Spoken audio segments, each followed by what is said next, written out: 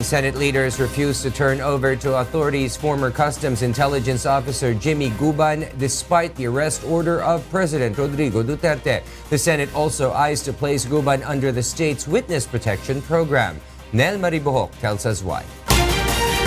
The former intelligence officer tagged in the 6.8 billion peso drug shipment that slipped by the Bureau of Customs will remain under Senate detention. Senate President Vicente Sotto III said in a message that Jimmy Guban will stay under Senate custody unless a warrant against him is issued by a court. President Rodrigo Duterte on Wednesday ordered police to arrest Guban for allegedly conniving with notorious syndicates in Taiwan and China and for his involvement in the narcotics trade and anomalies in the BOC. Senate Blue Ribbon Committee Chairman Richard Gordon also echoed Sotto's stance, adding that Guban will have to stay at the Senate until the end of its inquiry into the alleged shabu haul. With all due respect to the President, if I heard him correctly, we cannot turn over Mr. Guban right away because we're still continuing with the hearings. The Senate committee is also looking to recommend Guban to be placed under the Department of Justice Witness Protection Program.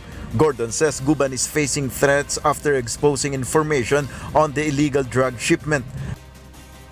Nagkaroon ngayon ang gobyerno ng testigo na mapagkakabit-kabit, hindi lang circumstantial evidence yung sinabi ko una, pero siya nagturo kung sino talaga ang nagpapasok ng droga o dalang iba, kundi itong si Colonel Castro. Ang nagturo ay si Ginoong Guban. At pati yung mga participation nila Mr. Pardo, mapapatunayan rin ni Mr. Guban. Guban has been detained in the Senate since September 12 after he was cited in contempt for allegedly perjuring during the Senate Blue Ribbon Committee hearing. The committee is preparing to release its report and recommendations in relation to its inquiry. Justice Secretary Menardo Guevara, meanwhile, says they will consider the panel's recommendation for Guban. The National Bureau of Investigation will also look into the Senate committee report once it has been released. Nel Maribohok, UNTV News and Rescue, Senate of the Philippines.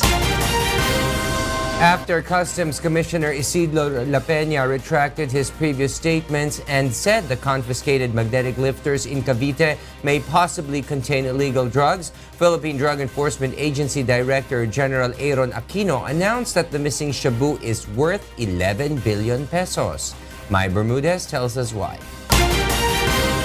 After the congressional hearing on shabu smuggling Wednesday, the Philippine Drug Enforcement Agency or PDEA is now ready to conduct a joint investigation with the Bureau of Customs or BOC. Customs Commissioner Isidro La Peña reversed his view and retracted his denial that there were illegal drugs inside 4 magnetic lifters confiscated in a warehouse in GMA Cavite.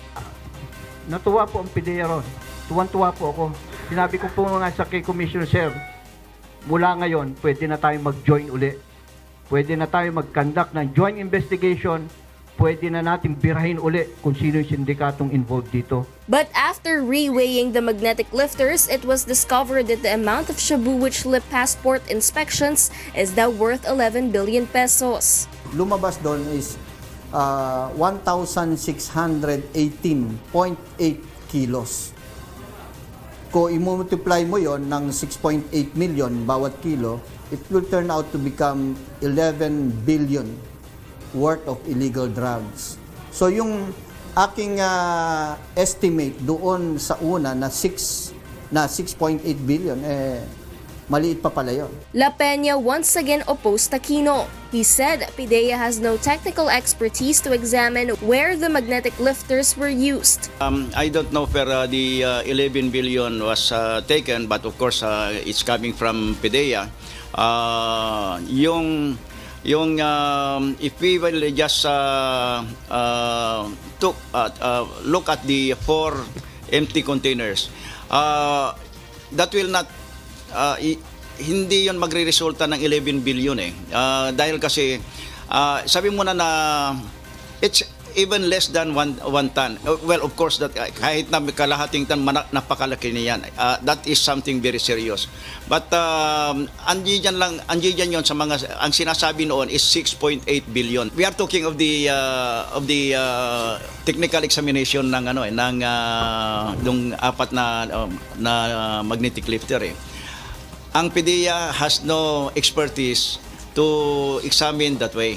It is the DPWH. President Rodrigo Duterte also instructed the two officials to stop the blame game.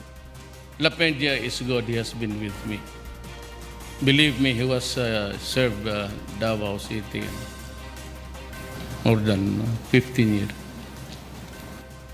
Pati yan si Aaron. Kaya nalulusutan sila. And instead of killing the idiots, sila yung nagtuturuan. Why don't you just stop blaming? Aquino maintains that erring officials involved in illegal drug trade do not only exist within PDEA. Kung yung ibang miyembro ng ibang ahensya ay patuloy pa rin talagang susuporta sa sindikato sa labas at sila magpapacilitate. Ito yung kakalat sa atin. Sa media, lagi kong sinasabi na drugs are now flooding Metro Manila. Kaya ngayon, ang drugs ngayon, 1,400 per gram na lang. PDEA also vowed to work with the National Bureau of Investigation or NBI to determine appropriate charges that should be filed against officials or individuals involved in the proliferation of illegal drugs in the country. Mai Bermudez, UNTV News and Rescue, San Juan City. President Rodrigo Duterte has decided to transfer Customs Commissioner Isidro La Peña to another government agency. The chief executive appoints La Peña as the new TESDA chief, while Marina Administrator Leonardo Guerrero will take his post as the new Customs Commissioner. Rosalie Cos will tell us why. President Rodrigo Duterte appoints Customs Commissioner Isidro La Peña as the new Director General of the Technical Skills and Development Authority or TESDA amid the controversial shabu smuggling, promoting La Peña to a cabinet rank. The President made the statement during his speech for the 117th anniversary of the Philippine Coast Guard in Port Area, Manila late this afternoon. La Peña, on the other hand, will be replaced by the Administrator of Maritime Industry Authority or Marina and former Armed Forces of the Philippines Chief of Staff Leonardo Guerrero. The chief executive also ordered the removal of all the posts of the section chiefs in the BOC and will be in the floating status. He also said that in the following days, there will be minor revamp among his cabinet members. Meanwhile, President Duterte appoints broadcast journalist Ramon Tulfo as Special Envoy for Public Diplomacy of the President to China. Tulfo has a 6-month term based on the appointment paper signed by President Duterte on October 23, 2018. Tulfo is the elder brother of former Tourism Secretary Thio, as well as broadcast journalists Ben and Erwin Tulfo. Meanwhile, President Duterte also appoints Presidential Peace Advisor Jess Dureza as concurrent Special Envoy to the European Union, as well as PTB4 anchor, News Operations Head and Malacanang reporter Raquel Ignacio as Presidential Communications Operations Undersecretary. Rosalie Cos, UNTV News and Rescue, Malacanang. The military believes that the killing of 9 sugar workers in Sagay, Negros Occidental is linked to the alleged Red October plot of the communist group to oust President Rodrigo Duterte. Dea Ilagan tells us why. The Armed Forces of the Philippines has strengthened its belief that the killing of 9 sugarcane workers in Sagay City, Negros Occidental was part of a more sinister plot relative to the alleged Red October plan to oust President Rodrigo Duterte. AFP Chief of Staff General Carlito Galvez Jr. says that based on their interviews with the victim's kin, the slain sugar farmers were newly recruits of the National Federation of Sugar Workers, allegedly linked to the Communist Party of the Philippines New People's Army. Their site inspection also suggests that the communist rebels killed their own recruits to put the administration in a bad light. Makikita natin ito yung the larger intention of really putting the president and the government in a bad light. Makita natin ito na wala pang isang araw bago mangyari yung after na nangyari yung incident. Nakita natin immediately nagkaroon sila ng rally dito sa Gate 2. nagkaroon sila ng rally dito sa DAR, nagkaroon din sila ng rally sa Davao area, sa Surigao, and now nandun sila sa Baguio ang mga progresibong grupo na nagmi-meeting sila more than 350. We monitor them. Na parang masyado namang yatang napakabilis ng orchestration. Last October 20, the sugar farmers were resting in a tent in a hacienda when they were fired upon by unidentified gunmen. Galvez believes that victims went to the area after they were given a false promise of getting a parcel of farmland for 500 pesos. They were brought there by their group recruiters, the National Federation of Sugar Workers, who left just before the shooting happened. Nakita namin yung area talagang, it's a very critical area.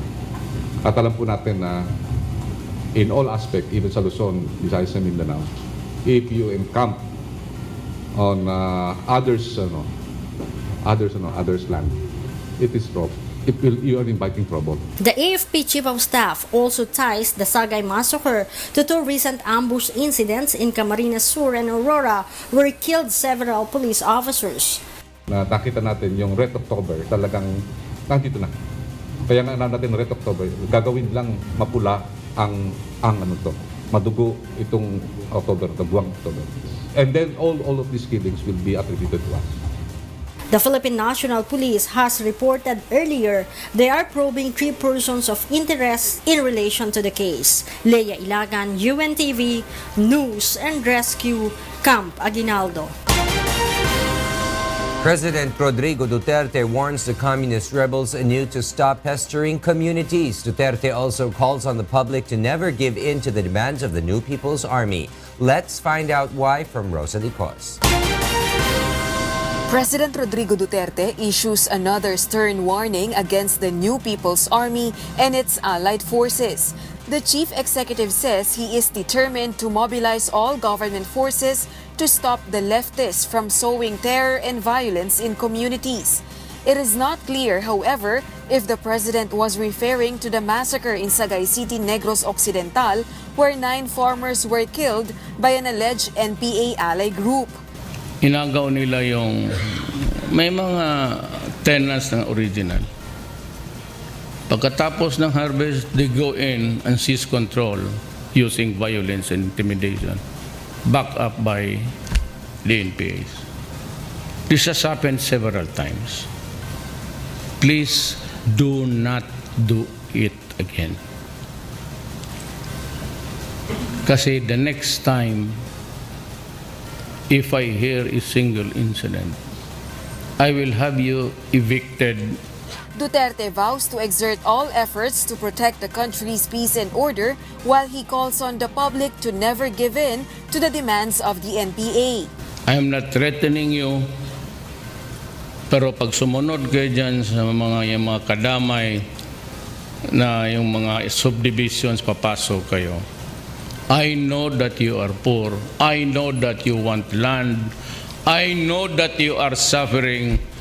I know that you are in agony. Naranasan ko rin yan. Migrants na rin kami sa Mindanao.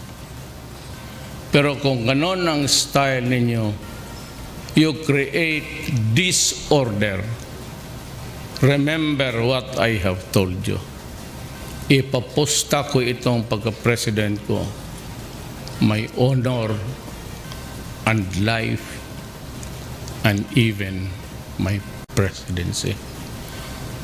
Do not force me to choose whatever there is. Di ako papayag because you are eating your own children. That's the same. Revolutions eat their own children. Meanwhile, the Armed Forces of the Philippines is convinced that the Sagay Massacre was part of the communist group's tactics to discredit the Duterte administration before the international community. Naalam po natin na International Parliamentary Union pupunta po dito. Kaya po, tinawag po nila yan. Di ba, nagkaroon po tayo ng botasyon sa UN UN human rights. It's a big victory for us sa government. And they want to belay it because ang kanilang tema is the Duterte administration is really doing something bad. Rosa Licoz, UNTV News and Rescue, Malacanang. A Song of Praise or ASAP Year 7 Grand Finals album is already in the works. Leslie Longboen tells us why.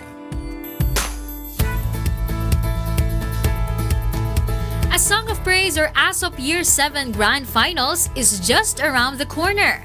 As fans await the last grand finalist, the production of the ASAP album has begun. The grand finalists enjoy their first recording experience with their interpreters. Medyo amazed ako kasi sabi ko hindi ko ini-expect na ganito yung kalalabasan ng awit. Ganito kasaya, ganito ka powerful. Enjoy lang. Tsaka marami kami natututunan mula kay Doc Mon, mula sa mga sinasabi niya sa amin. Among the returning interpreters for this year's grand finals are Leia Patricio, Brads, Gian Magdangal, and Daryl Ong. Sa iyong gawa'y nakikita pag-ibig mo sa akin, Ama. Kahapon mapuna, ngayon'y nagliwanag. The ASAP Year 7 Grand Finals will be held in New Frontier Theater on November 11. Leslie Longboen, UNTV News and Rescue, Philippines. The Department of Agriculture is looking to fast-track the country's importation of rice through government-to-government process. Ray Pelayo tells us why. The bidding on the next phase of rice importation will open next week. Agriculture Secretary Manny Piñol wants to make sure that there will be no more depletion of rice buffer stocks in National Food Authority warehouses. Last week, the NFA held a bidding for the 250,000 metric tons or 5 million bags of rice to be imported through government to private procurement. However, the agency awarded the contract for 43,000 metric tons only because the bidders could not afford the price offered by the NFA. The Secretary says the next phase of importation will be through government to government to make the transaction faster. By G2G means the Philippine government will directly transact and procure rice from governments like Thailand and Vietnam. This will facilitate speedy processing of the remaining 207,000 metric tons of rice, after which the NFA will immediately proceed with the importation of additional 500,000 metric tons of rice or 10 million bags from private bidders. We're still projecting that there will be at least 2 or 3 more typhoons before the end of the year. And we don't want to be caught in a situation where in the face of calamities, the NFA will not be able to provide the rice that DSWD would need. Meanwhile, NFA has already procured 8,000 metric tons or about 160,000 bags of rice from local farmers. Piñol expects that the government will be able to buy from local farmers 30,000 metric tons before the end of 2018. Meanwhile, the NFA together with the Department of Trade and Industry and the Department of Agriculture will soon launch the Presyong Resonable Dapat program, which aims at offering 38 pesos per kilogram of commercial rice in local markets. They will deliver 350,000 metric tons of rice in rice outlets so that consumers will be able to buy much cheaper rice at 38 pesos per kilogram. This is part from the implementation of the suggested retail price in rice on October 27. Secretary Piñol, as always, warns retailers of facing charges should they proceed with overpricing or violating the SRP. If they sell a fake dinorado, or if they use the name sinandoming when the actual rice being sold is not that variety, they will be covered by the Price Act, and the penalty will be between 2,000 pesos to 1 million. Ray Pelayo, UNTV News and Rescue, Quezon City. Jeepney operators will insist the implementation of scheduled increase in minimum fares despite rollbacks in fuel prices and a possible slump in the country's inflation rate. Let's find out why from Joanne Nano. Jeepney operators believe there's no need to delay the imposition of fare hikes, which are expected to take effect on November 3. The Land Transportation, Franchising and Regulatory Board has earlier said that the increase in minimum fares in bus and jeepneys could be delayed as the petition filed by a commuters group will have to be resolved first. The petition against the fare hike implementation was filed following the 2 peso decrease in fuel prices in the past 2 weeks. Another rollback is seen to be implemented next week, but Obet Martino Pasang Mazda says public transport drivers and operators are yet to recover from high fuel costs in the past months. Nang tinatawag yung 2 pisong reduction of price ng diesel, hindi pa rin sapat para bawiin namin yung aming ipinail na increase of rates. Pasang Mazda also questions the government's plan to reduce the budget for the fuel assistance program in 2019 from 20,000 to 10,000 pesos. Economic managers have earlier said they are planning to slash the budget of several programs to offset the potential revenue losses due to the suspension of the second tranche of fuel excise taxes next year. Bakit kailangan pambawasan? Ituloy na lang din yung pasada card na yan since nakabatas na yan. Ibigay na lang din sa driver sapagkat mahabang panahon na rin kaming naghihirap. The Laban Consumer Group, on the other hand, appeals to the government to fulfill its promise to suspend excise taxes in oil and coal products to ease the burden among poor Filipinos. Joanano, UNTV News and Rescue, Quezon City.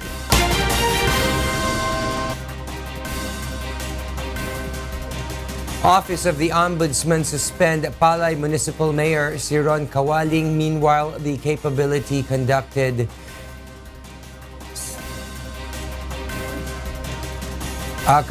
by police task force in Boracay Island, to today.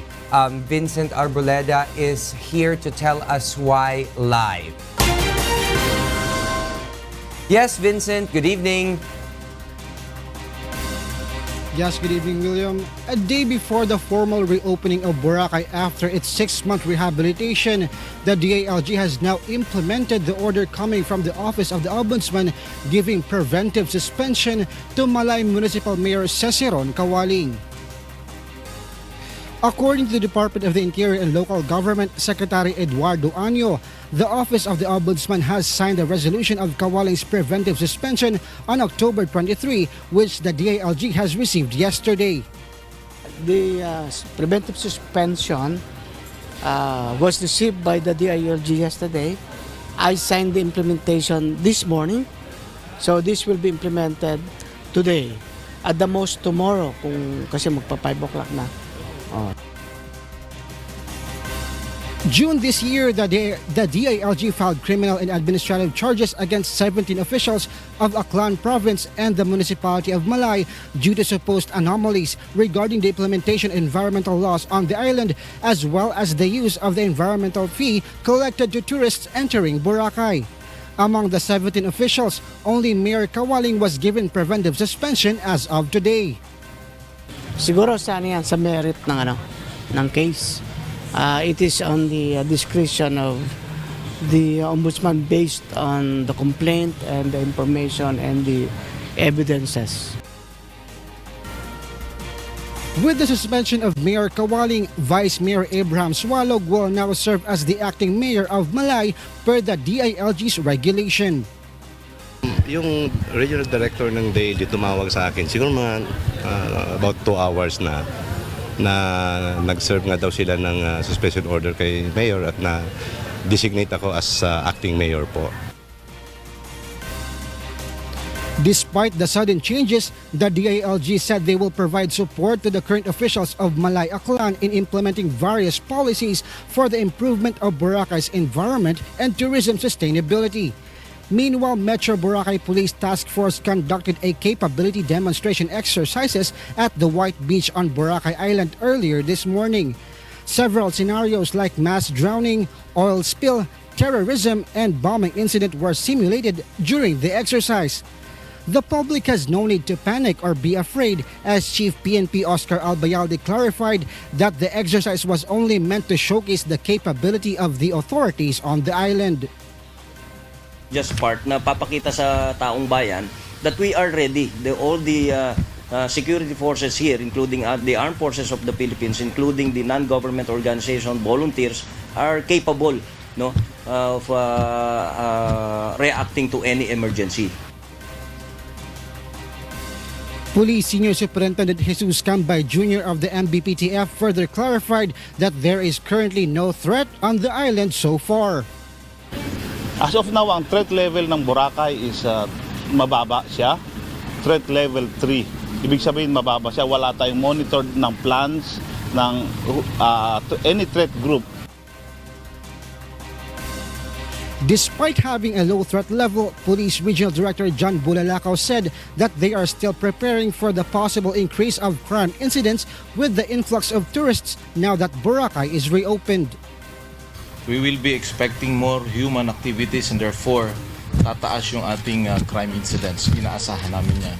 And since this becomes now an attractive area for the ISIS, we do not want to be alarmists, but we are preparing for possible incident involving terrorism here. The PNP also restructured their forces in the municipality of Malay and Boracay Island. The Metro Boracay Police Task Force assures the public that Boracay Island is secure and safe for tourists and residents living in the island paradise. William, the residents, workers, and even establishment owners here in the island have also expressed their happiness and excitement for the island paradise will finally be reopened tomorrow to the public. That's the latest live. Back to you, William. Thank you very much, Vincent Arboleda, live from Boracay Island. Meanwhile, the Department of Tourism reports that the Philippine tourism industry remained upbeat despite the 6-month closure of one of the country's premier destinations, the Boracay Island. Jun Soriao tells us why. Foreign tourists continue to make their way to the Philippines, buoying inbound arrivals by 9.65% from January to September 2018. Data from the Statistics Economic Analysis and Information Management Division of the Department of Tourism show that more than 5 million foreign visitors have arrived in the country within 9 months. This is 466,921 higher compared to the figure recorded in the same period in 2017. In September alone, 71,307 foreign tourists have visited the country, which translates to 5.07% growth rate when compared to the same month last year. Bakari Jukes, an American tourist, says foreign tourists like to visit the Philippines because of its splendid islands and low cost of living.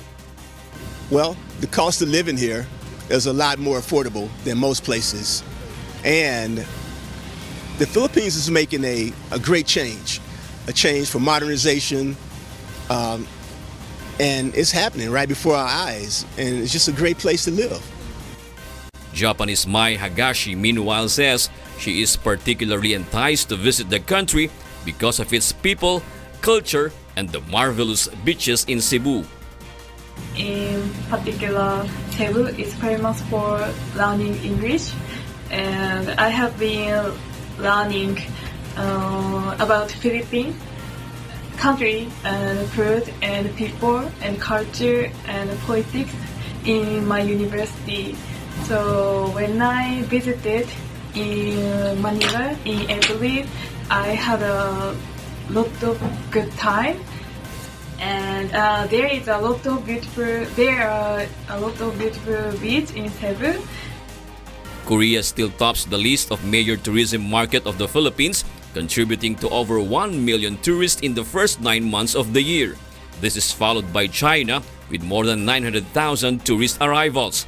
China has promised to send 1 million visitors a year following its warming relations with the Philippines under the Duterte administration.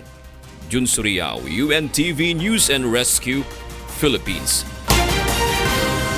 A telecommunications company promises to provide wider mobile and internet coverage if it becomes the third player in the country's telecommunications industry.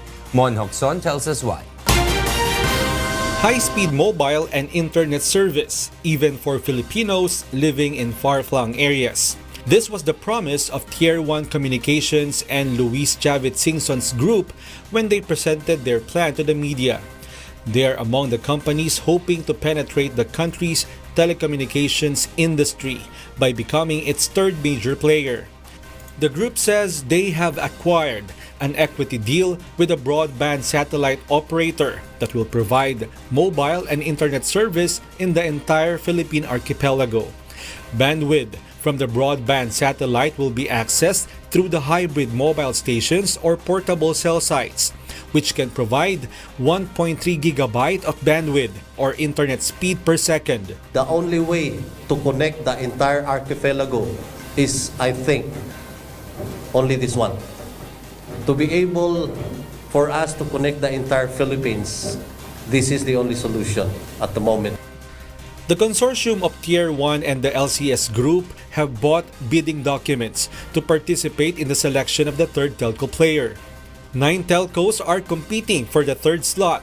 These are China Telecom, Mobiltel Holding, Telenor Group, Udena Corporation, Tier 1 Communications and Luis Chavit Singson Group, Now Telecom, PTNT, and 2 undisclosed firms. However, only 4 of these telcos are expected to finally compete for the slot, as foreign bidders are required to partner with a local firm. Itong 9 na bumili, on their own, hindi sila pwede mag-sali dahil kailangan mag-partner sila. Mas masyadong malaki yung mga performance band, ang hihiningin. Yung mga foreign telco, kaya lang, hindi sila pwede mag-operate na walang local partners.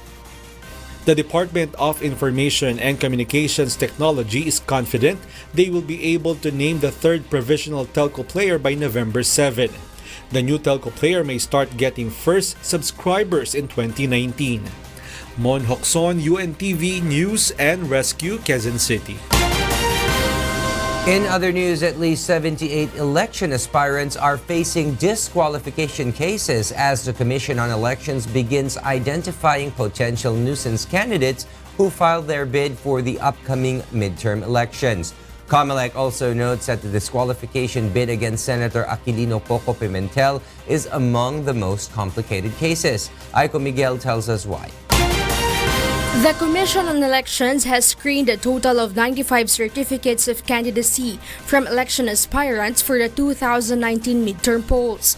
According to Comelec spokesman Director James Jimenez, it will take them a month to review all candidates for disqualification. However, Jimenez says they will give chance to potential nuisance candidates to justify their capabilities to bid for the 2019 polls. Magkakaroon ng conference and then they will be asked to submit their memoranda. These are written position papers. If the issues are complex, then it might take a little longer to resolve the question. Jimenez notes the disqualification case against Senator Aquilino Coco Pimentel III as among the most complicated, as it needs thorough scrutiny before the poll body comes up with a decision on whether or not it will elevate the case to the Supreme Court. Aside from Pimentel's case, Jimenez revealed that there are already a total of 77 disqualification cases already submitted to the Comelec. Among these were the 2 disqualification cases filed against Senator Loren Legarda, who is running for a congressional seat for the province of Antique. Petitioners are questioning Legarda's residency. Meanwhile, former Senator Mar Rojas has filed a disqualification case against a certain Lemicio Jesus Rojas, who also filed for a senatorial bid, as the latter will only confuse the voters. The poll body is continuously screening all COCs of election aspirants for senator and party list. The Comelec expects to finish the job until formal announcement on December 15. So we're focusing right now on the cleaning up of the list of candidates preparatory to releasing on December 15. Ongoing ang bidding natin for ballot paper in preparation for ballot printing. Election period will begin on January 12 and will end on July 13, 2019. Aiko Miguel, UNTV News and Rescue, Manila. House Majority Leader Rolando Andaya Jr. has voluntarily submitted himself to a drug test in response to a challenge from the Philippine Drug Enforcement Agency for candidates in the May 2018 elections to undergo such examination. Andaya provided the Commission on Elections a copy of the drug test result, which turned out negative when he filed his certificate of candidacy for governor of Camarines Sur last October 16. The drug test was conducted by the Department of Health at the Bicol Sanitarium in Camarines Sur last September 29.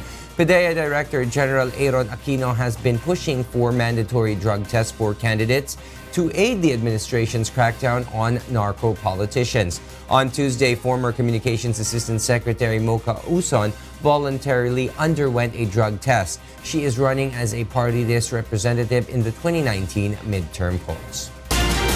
And those are the reasons behind the stories in the first and second part of our newscast. Y News returns with Angelo Castro III. I am William Thio. Good evening.